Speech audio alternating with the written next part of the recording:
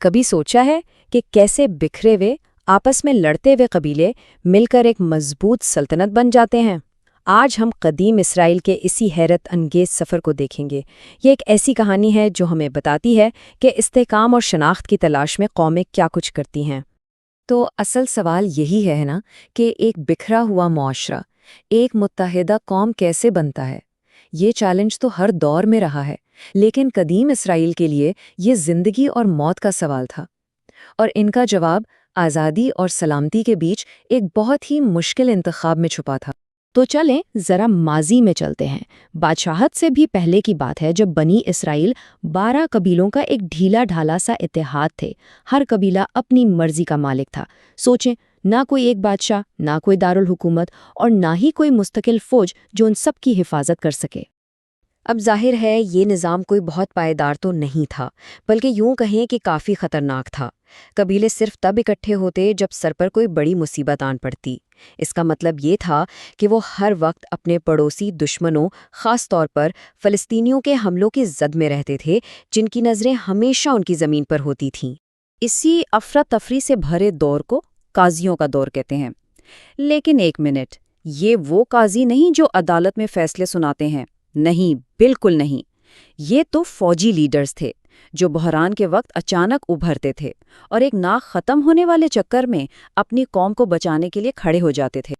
اور یہ جو چکر تھا نا، یہ اس دور کی پوری کہانی بیان کرتا ہے۔ یہ سلسلہ نسلوں تک چلتا رہا۔ لوگ اپنی روایتوں سے دور ہوتے تو کوئی بیرونی طاقت ان پر ظلم کرتی، پھر وہ مدد کے لیے پکارتے اور کوئی نہ کوئی قاضی، یعنی ایک عارضی ہیرو، انہیں فتح دلا دیتا۔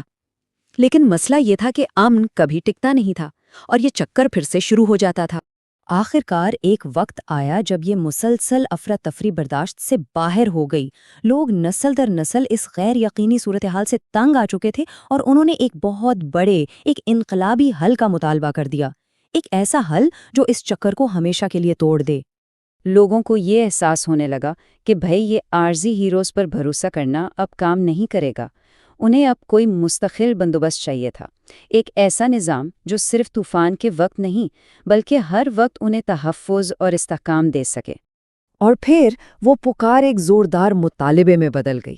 یہ صرف ایک درخواست نہیں تھی، ایک ایسی قوم کے لیے جو ہمیشہ اپنی قبائلی آزادی پر فخر کرتی تھی، بادشاہ کا مطالبہ کرنا اپنی پوری شناخت کو داؤ پر لگانے جیسا تھا۔ یہ ایک بہت بڑا تاریخی موڑ تھا۔ تو اب صورتحال یہ تھی کہ قوم ایک دوراہے پر آ کھڑی تھی۔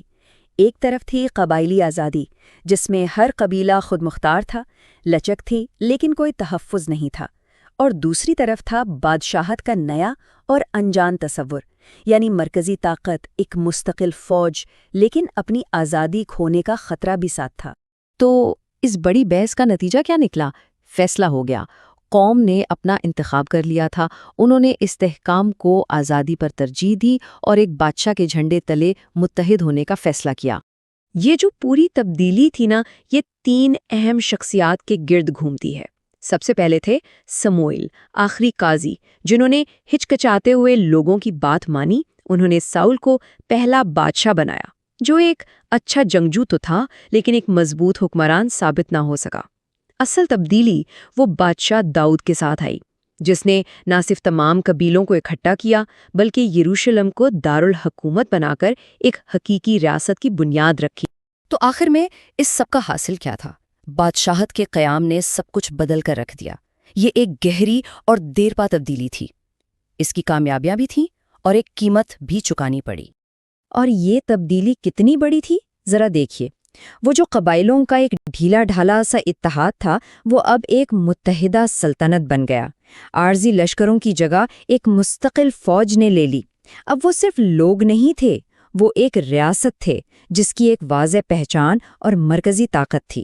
قدیم اسرائیل کی یہ کہانی آج بھی ہمیں ایک بہت بڑے سوال کے سامنے لا کھڑا کرتی ہے۔ کیا استحکام کے لیے آزادی کی قربانی دینا ایک لازمی سودا ہے؟